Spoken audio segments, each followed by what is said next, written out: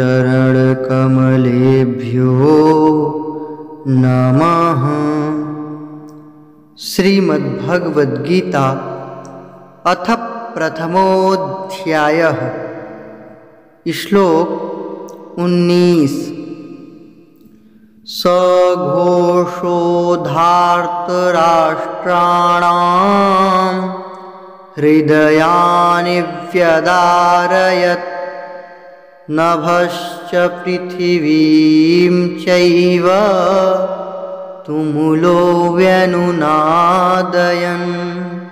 सघोषोधार्तराष्ट्राणां हृदयानि व्यदारयत् नभश्च पृथिवीं चैव तुमुलो व्यनुनादयन्।